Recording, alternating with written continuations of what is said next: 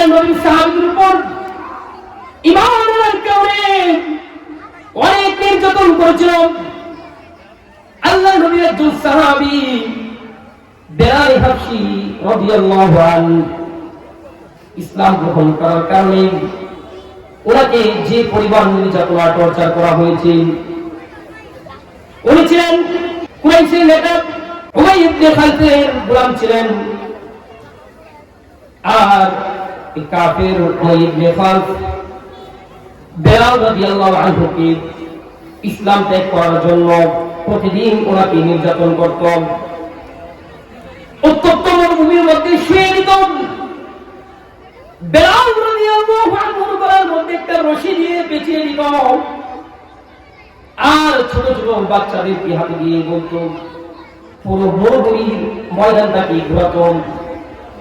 এরকম নির্যাতন করছিলাম, তারপর ইসলাম থেকে সরে যায় নাই, ঈমান পরিত্যাগ করে নাই।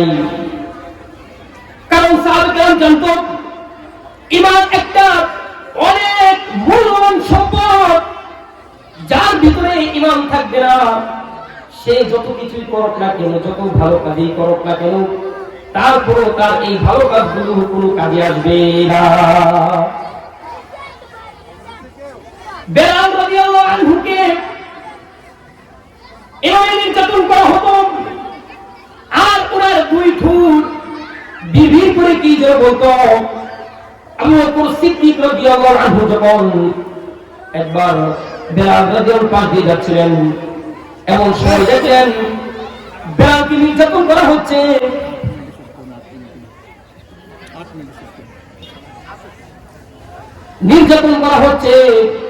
আর বেলাল রাদিয়াল্লাহু আনহু কাটুকি বলছেন আহাদ আহাদ আহাদ, আল্লাহ এক আল্লাহ এক। বেলাল রাদিয়াল্লাহু আনহু বুঝতে চাই আমার ঈমান আছে যতক্ষণ, আমার জীবন আছে যতক্ষণ, আমি ঈমান ছাড়বো না ততক্ষণ। আল্লাহু আকবার। এমন ঈমানদার ছিল তারা, জীবনে চলে যাবে তারপর ঈমান থেকে সরে যাবে না। ঈমানের পথে অবিচল থেকে আমার মরণ যেন হয়, ঈমানের পথে অবিচল থেকে আমার মরণ যেন হয়। তোমারই কাছে মিনতি আমার,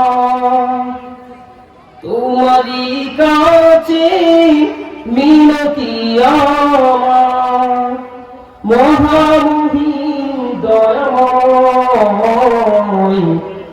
ঈমানের পথে অবিচল থেকে আমার মরণ যেন হয়, ঈমানের পথে অবিচল থেকে আমার মরণ যেন হয়।